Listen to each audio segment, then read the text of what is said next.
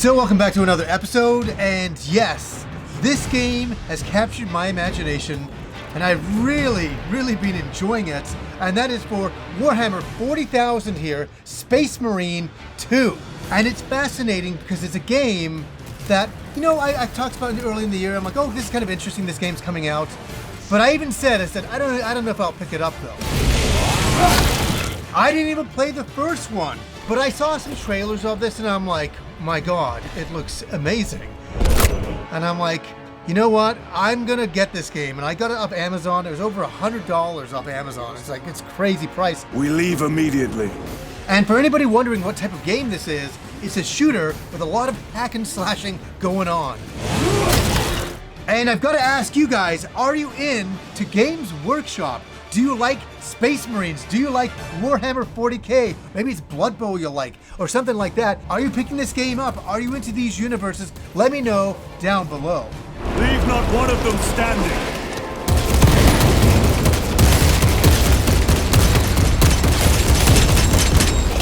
I have an old love for Warhammer and anything Games Workshop from back in the day because I kind of grew up with it. I was around it. I first saw Warhammer in White Dwarf, and these are my original magazines from back in like 1989, I think, when I picked them up, and I was like, I just loved it. Look at here, we got Space Hulk going on here on the cover, and we got some Necromunda going on as well. I gotta admit, I could never play the tabletop games. I couldn't because they were so expensive then, and you know what? They're so expensive now. It's really a hobby that you have to commit to. And you have to commit a lot of money to because you're buying armies that are not painted. You have to paint them yourself, and then you have to find other friends to play with. It's a game that takes a lot of commitment. We remade you. And there's been Warhammer Fantasy Battle over the years, Warhammer 40k, Necromunda, you know, Space Hulk, there's been Blood Bowl. These are just games made by Games Workshop, and I've adored them. And it's funny, later on in life, I couldn't afford to play back then. All my friends could. They were always playing Blood Bowl and 40k back then, and I was always so jealous. And they were really good at painting, and I sucked at painting back then. I was just like, I painted like a couple of colors, I'm like, is this good enough? And it was like, no, those are terrible. Prove yourself to us. And so later on, probably around 7 years ago even now, I started to collect Games Workshop stuff and started to paint it. Lord Calgar has offered you a second chance. Do not taint it. So, you know, there's some Space Hulk stuff. I did Blood Bowl. I really love Blood Bowl. I love painting both teams, and I would go online and look at tutorials of painters who were really good at doing this stuff and study exactly how they did it. And it would take me like 12 hours per team to paint them all, but I was really happy with the results. And then I did the same with Necromunda. I bought a Necromunda set and I started painting the heck out of that. I loved it. And I'm sorry to go on, but I really want to give a backstory of how much I've been into Games Workshop, but I never played the games. I've never ever played them until today. You have been reassigned. What a blast, no pun intended. And I've been playing for God knows how many hours of Space Marine 2 here, and this game has kind of caught me off guard. Is it a perfect game? No. Is it a blast to play? Yes. So let's get into it.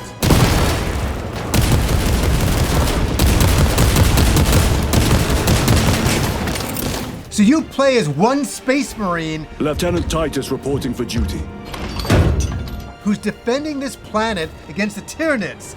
And they're coming down and you're fighting against them. You kind of cut off from your party, from your other Space Marines. It's just you, and you have to fight hordes and hordes of alien enemies.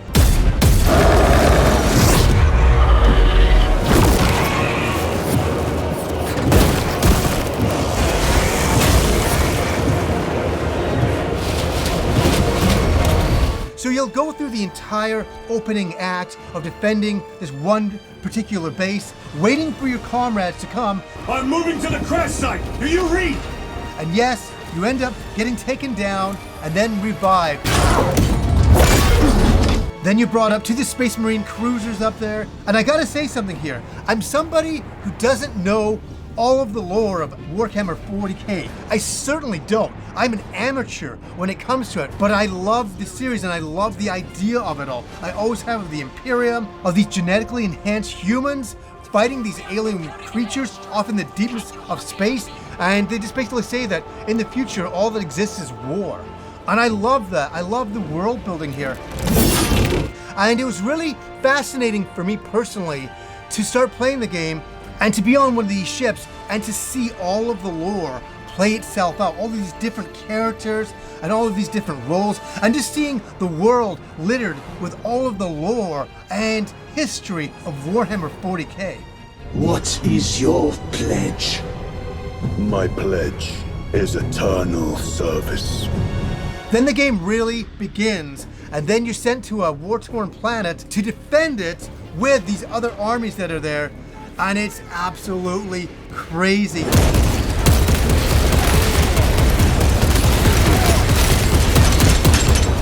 The one thing I want to say about this game, the claim to fame I would say with this game, is the amount of creatures on the screen at one time. It's really overwhelming and very, very intimidating when it's just you standing there and you just see the hordes of enemies coming down and you're like, oh my god. And you basically have your chainsaw weapon, and that's great just for hacking and slashing through the enemies. You can do a few combos there. Hold on, brothers. And you can counterattack the enemies attacking you, and that opens them up for a devastating takedown. And also, you have your bolt gun. I always love the name of that, the bolt guns. I always thought that was so cool. And you can just take enemies down that way.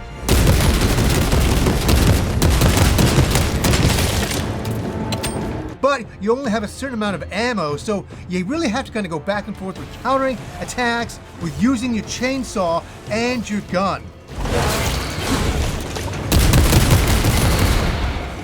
And something else to bring up, when you get hit, your armor breaks and your health goes down. So what you want to do is get med kits to replenish yourself, and you want to do execution attacks on the enemies, and that regenerates your armor.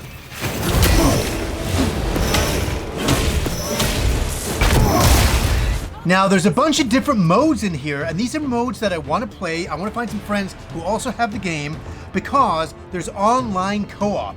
Like, oh my god, that sounds like a great thing. Playing with your friends in the Warhammer world, fighting wave after wave of enemies? Absolutely, I gotta get some friends in on that. And there's a whole bunch of other multiplayer modes that I gotta do. There's 6 versus 6, competitive, annihilation, seize ground, and capture and control. So yeah, there's a lot of extra online stuff you can do in this game.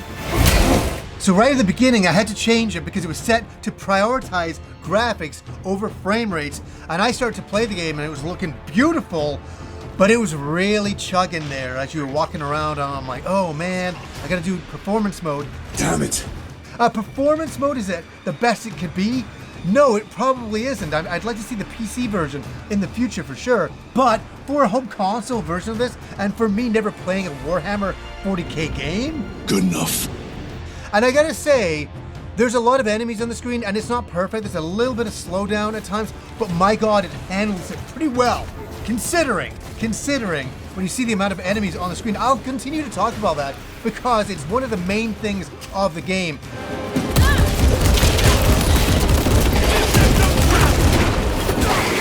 Does the game become repetitive?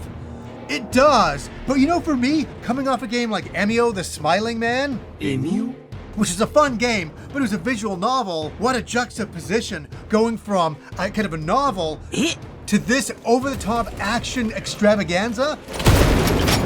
And it really reminds me of Gears of War. Yes, it does. I get those kind of vibes, and it was really making me nostalgic for Gears again. Just the kind of basic gameplay, dodging back and forth behind walls, shooting your enemies, taking cover. I loved it. This is mindless fun. Yes, Warhammer 40k is its own thing, but I was just getting flashbacks of Gears of War. It's reminding me of Starship Troopers going on in there.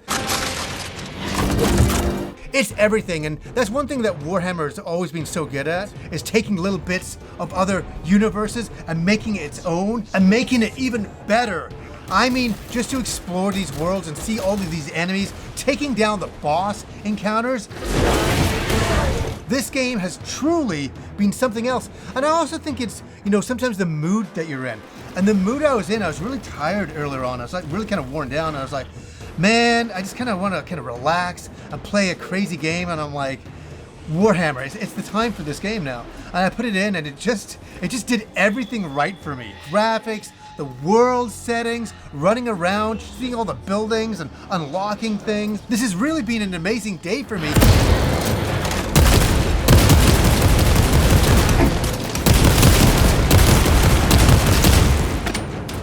It's been a thing where I've been revisiting my childhood, seeing all of my friends playing Warhammer 40k, going, man, I really wish I could, afford all the miniatures and play this game too. I always felt kind of left out back then because I couldn't afford the miniatures and I couldn't get into the hobby like they could. Then there is much to learn. My friends had everything back then. I don't know how they afforded it. Their parents were very generous to them. My parents were very good to me with video games later on. But Warhammer is just one of those ones that I always wanted to play with my friends. And it's so cool, all these years later, getting to paint all the miniatures and getting to play an over-the-top action game and getting to revisit these worlds again have been truly something special for me.